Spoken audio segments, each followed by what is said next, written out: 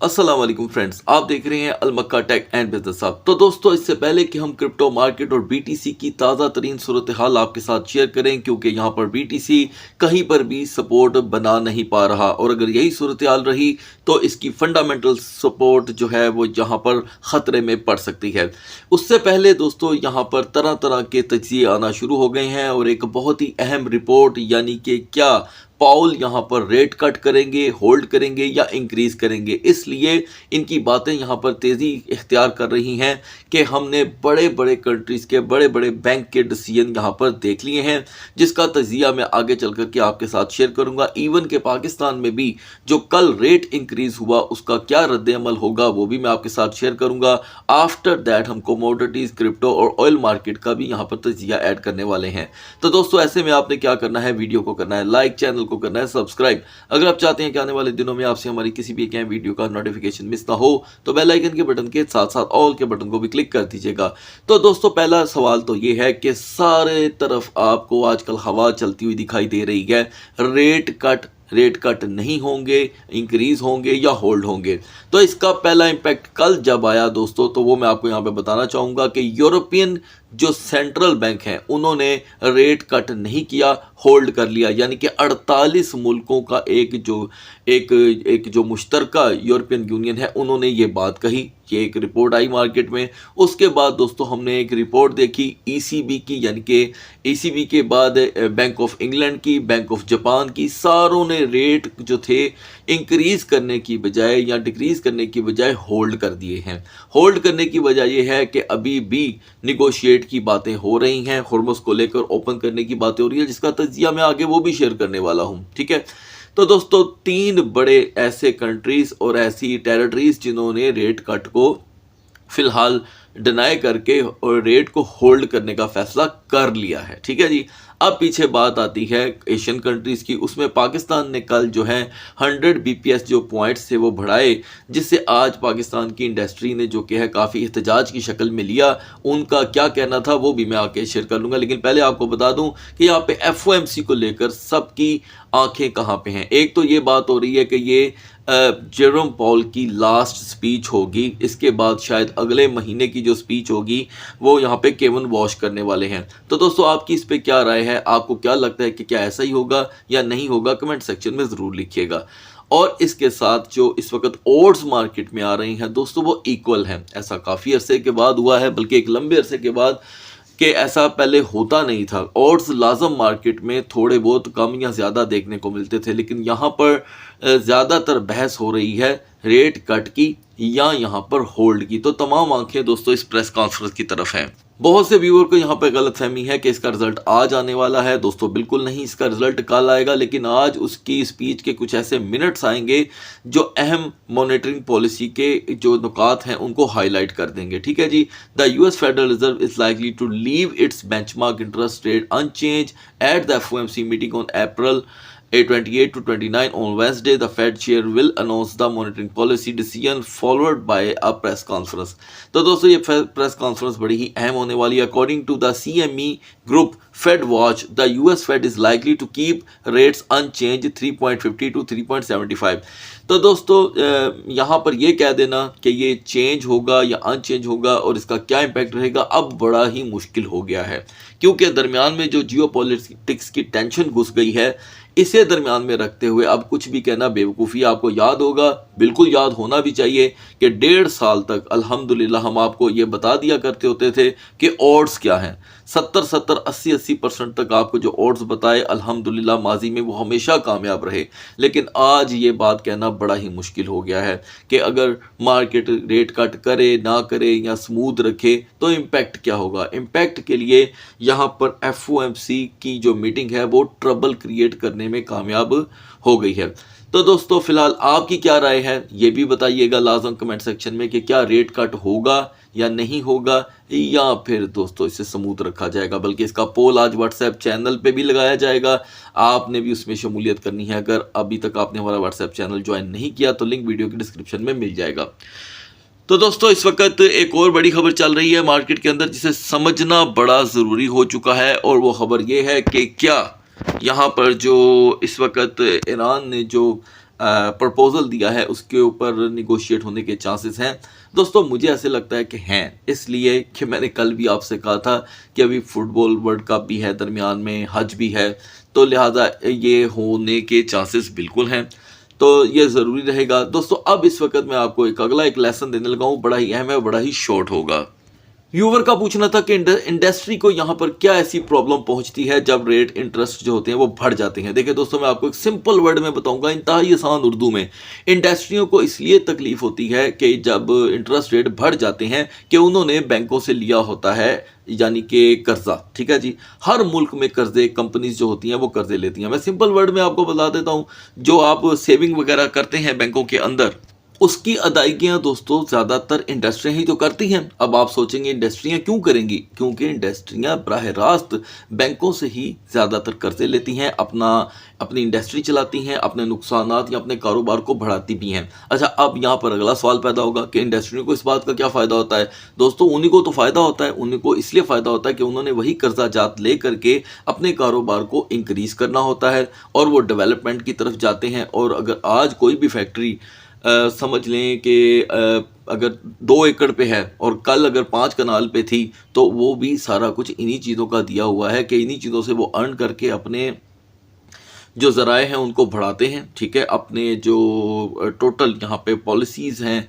जो यहाँ पर उनकी इंडस्ट्री के लिए फ़ायदेमंद होती हैं, वो इसी चीज़ पे बढ़ती हैं। तो ज़ाहिरी बात है बैंक जो है दरमियान में वो थर्ड पार्टी बन जाती है। तो बैंक को यहाँ पर अब इन्हें दुगना जो कि है वो देना पड़ेगा इंटरेस्ट, जिसे हम सिंपल वर्ड में कहेंगे दुगना लगान। ठीक है, तो अब इसीलिए जो कि है इस चीज़ के ऊपर बात उठी। अब आप अंदाज़ा करें कि अगर पाकिस्तान के अंदर यहाँ पर इन चीज़ों को अच्छा नहीं समझा गया कि कम्युनिटी ने रिजेक्ट कर दिया है रेट हाइक पॉलिसी, क्योंकि 1% यहाँ पे जो मसलन एक नॉर्मल बंदा बैंक में अगर अपने पैसा रखवा कर पैसे ले रहा है तो उसको तो 100 रुपीज़ का यहाँ पर एडवांटेज होगा, जस्ट ऑन 1 लाख रुपीज़। ठीक है, लेकिन यहाँ पे ज़्यादा नुकसान होगा इंडस्ट्रियों को जिन्होंने यहाँ पर करोड़ों में कर्ज लेके रखे हुए हैं, और 28 अप्रैल के बाद अब जो नई पॉलिसी आ रही है उसमें उनको अपने कर्जों का जो इंटरेस्ट रेट है बैंकों को ज़्यादा अदा करना पड़ेगा। तो अगर हाल ही पाकिस्तान में ये हाल हो रहा है तो पूरी दुनिया में भी इंटरेस्ट रेट जब बढ़ते हैं तो उसको ज़्यादा अच्छी निगाह से नहीं देखा जाता। लिहाजा दोस्तों इन्फ्लेशन के इम्पैक्ट तो थोड़े बहुत आ रहे हैं। खैर बढ़ते हैं मार्केट की तरफ। तो guys now we are in the market की कैपिटलाइजेशन में दोस्तों कोई खास यहाँ पे कमी नहीं हुई, अलबत्ता पूरी तरह से 80% तक यहाँ पे शफलिंग ज़रूर हो रही है कैपिटलाइजेशन के अंदर। लिहाजा बीटीसी थीरियम को लास्ट में डिस्कस कर लेंगे। आगाज़ कर लेते हैं एक्सआरपी से। दोस्तों यहाँ पर एक्सआरपी 1.40 से फिर एक मरतबा रिजेक्ट हुआ है, और अगर हम हाई होप्स की बात करें तो अभी भी एक्सआरपी अगर सपोज डाउन साइड की तरफ यहाँ पर तवज्जो देता है तो 1.37 से 1.42 के दरमियान सपोर्ट एंड रेजिस्टेंस देखी जा सकती है। इस बीच दोस्तों एफओएमसी का इम्पैक्ट पूरी तरह मार्केट को अपनी लपेट में ले चुका है, जिसकी वजह से हमने बीएनबी जैसे टोकन में भी यहाँ पर जस्ट $5 to $6 की मूवमेंट देखी है। अलबत्ता हम 622 से फिर से यहाँ पर बाउंस लेके 627 तक गए हैं। मैं समझता हूँ कि 610 को एक अच्छी खासी इस मार्केट में हमायत हासिल हो सकती है, और उसके बाद अगर ऐसा होता भी है तो रेजिस्टेंस कदरे स्लो हो जाएगी। अदरवाइज 620 एक गेम चेंजिंग पॉइंट है ऑन होल्ड के ऊपर। 629 की रेजिस्टेंस एक नॉर्मल बिहेवियर रहेगा। नाउ सोलाना ने दोस्तों यहाँ पे फाइनली एक मतलब फिर से 83.65 को टच किया। हालांकि इसकी सपोर्ट आपके साथ जो डिस्कस हुई है वो 82.50 है और अभी भी 82.50 ही रहेगी। मैक्स रेजिस्टेंस यहाँ पे 84.25 की काउंट की जाएगी। नाउ गाइस कार्डानो के कैंडल चार्ट पे चलते हैं कि यहाँ पे हमारे लिए क्या नई चीज़ें कार्डानो यहाँ पे शो कर रहा है। तो दोस्तों कार्डानो ने यहाँ पर जो मिड नाइट में 0.2458 की सपोर्ट रेजिस्टेंस अपना कर रखी हुई थी, उसका फाइनल रिजल्ट हमारे सामने ये आता है कि हम फिर बाउंस लेकर के आए हैं 0.2450 से। आखिरकार कार्डानो इस लेवल को प्रोटेक्ट करने में लगा हुआ है, लेकिन हम फिर से रिजेक्ट हुए हैं 0.2475 से। ओवर रिजेक्शन भी बाजुकात किसी भी प्रोडक्ट को कमज़ोर कर देती है। अब की बार अगर हमने 0.2470 या 75 से रिजेक्शन ली तो ऐन मुमकिन है कि हम 0.2420 की तरफ लपकेंगे। वो तमाम दोस्त जिन्होंने कल चेन लिंक को 9.08 पे फौरी तौर पे इसकी सपोर्ट के तौर पे ग्रैब कर लिया था, आज अर्ली मॉर्निंग में 9.33 की रेजिस्टेंस हमें मिली, तो ये फिलहाल एक अच्छा टच एंड गो था लिंक के लिए, लेकिन रिजेक्शन इसमें कम्प्लीटली आ चुकी है। ओवर स्टे ऑन 9.25 हमें फिर से 9.10 की तरफ दोस्तों लेके जा रहा है। कल दोस्तों जब जी कैश यानी कि ZEC 357.58 पे बार बार टच एंड गो कर रहा था, यानी कि 350 टू 358, आपको अपडेट कर दिया गया था कि अब की बार जी कैश 350 को होल्ड नहीं कर पाएगा और 340 की सपोर्ट इसका यहाँ पर वाजिया तौर पे वेट कर रही है। तो दोस्तों खाली 340 नहीं बल्कि हम 335 पे आन पहुंचे हैं और यहाँ पर कोई सपोर्ट मौजूद नहीं है। अक्सर व्यूवर का पूछना होता है कि ये कौन से कितने और का कैंडल चार्ट है जो आप डिस्कस करते हैं। तो दोस्तों ये 4 और का कैंडल चार्ट है। यहाँ पे जी कैश ने एक्स्ट्रा लो शो कर दिया है। जी कैश का यहाँ पे दोस्तों मजीद फ्लो 330 तक जा सकता है अगर यहाँ पे अब की बार भी सपोर्ट ना बन पाई। ये वाहिद ऐसा टर्निंग पॉइंट होगा जो जी कैश में हैरान कुन तब्दीलियां लेकर के आ सकता है और इसमें रेजिस्टेंस इसकी कदरें स्लो रहेगी। अगर हम कोई रेजिस्टेंस देख भी लेते हैं तो 338, 339। सुई कॉइन को लेके कल दोस्तों जो हमने हैरत अंगेज लो देखा था, फाइनली वो दोबारा यहाँ पे किसी ना किसी काम आया, इसलिए कि सुई ने यहाँ पे पॉइंट 9352 की रेजिस्टेंस अपनाई है जहां से ये रिजेक्शन ले रहा है।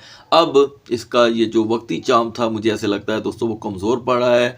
ओवरस्टे ऑन पॉइंट 9250 नॉर्मली इसे पॉइंट 9180 की तरफ लेके जा रहा है और इससे भी ज़्यादा बढ़ सकता है क्योंकि कल हमने पॉइंट 9097 तक का भी लो देखा था जहां पे पूरी मार्केट FOMC की लपेट में आ चुकी है दोस्तों। यानी कि जो टर्बुलेंस हम उसकी फील कर रहे हैं मार्केट के अंदर वो इस वक्त आपको टाउ के अंदर देखने को नहीं मिल रही। आप बहुत अच्छे से जानते हैं कि टाउ जो पहले से ही एक अच्छी खासी इसके CEO डेवलपर के दरमियान जो इनका फड्डा चल रहा था उसकी वजह से ये काफ़ी ज़्यादा अपने अंदर समझ लें कि हरारत लेके बैठा हुआ था, वो आज आपको कदरे बेहतर परफॉर्मेंस देता हुआ दिखाई दे रहा है। यानी कि टाउ ने इस मार्केट का यानी कि इस क्रैश का कोई असर ही नहीं लिया और हम 249 पे खड़े हैं। मुझे ऐसे लगता है दोस्तों कि ये ज़्यादा देर तक यहाँ पर रजिस्ट नहीं कर पाएगा क्योंकि यहाँ पर जो कैंडल है ये दोनों साइड पे अपने शेडो शो कर रही है जो इसकी वीकनेस की निशानी है।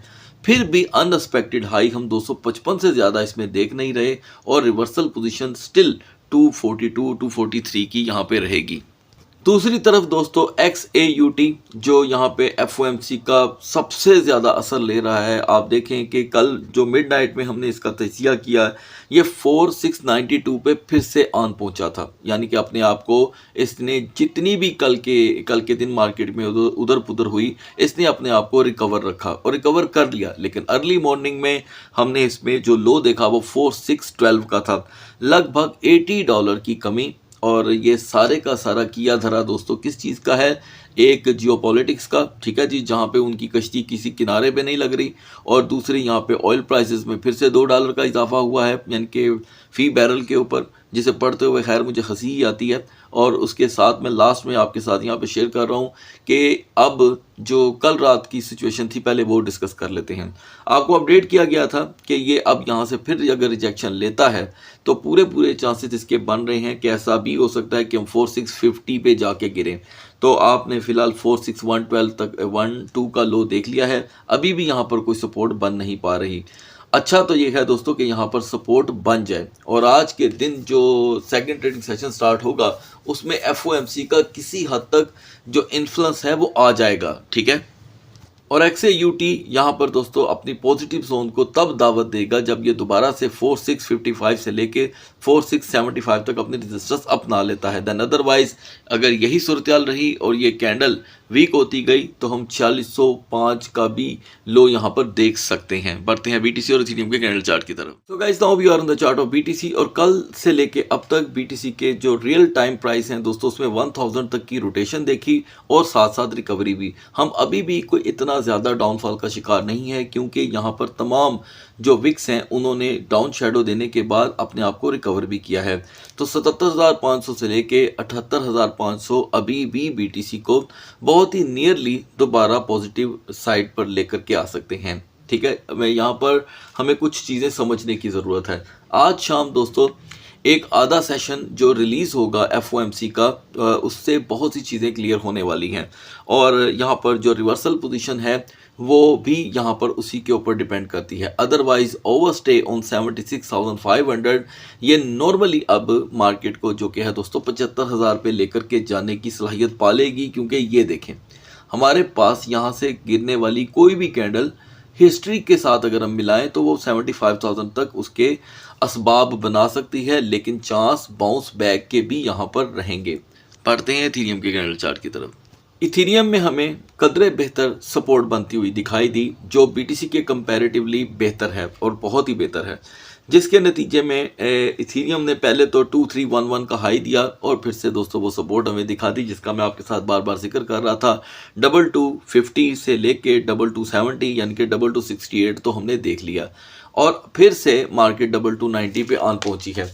तो यही वो जगह है 2290 जो इथीरियम को हाई होप्स के साथ जोड़े रखती है, जो 2345 2365 के लिए यहाँ पर इसके रास्ते और इसकी उम्मीदें ज़िंदा रख सकती है, क्योंकि यहाँ पे ये शेडोज़ अभी भी मौजूद हैं। कोई ये पुरानी बात नहीं हो गई इतनी कि हम इसे डिस्कस ही ना कर पाएँ। एनीवे यहाँ पर ओवरस्टे फिर भी 2250 को हमारे लिए सेटल करेगा और देखना ये है कि अगले 4 आवर की कैंडल चार्ट के पहले 2 घंटे यहाँ पर इथीरियम के लिए क्या रंग लेकर आते हैं। अगर ये बेरिश रहते हैं दोस्तों, तो फिर इथीरियम का रिकवर करना दुश्वार हो जाएगा। सो गाइस, अगली वीडियो तक अल्लाह हाफिज़।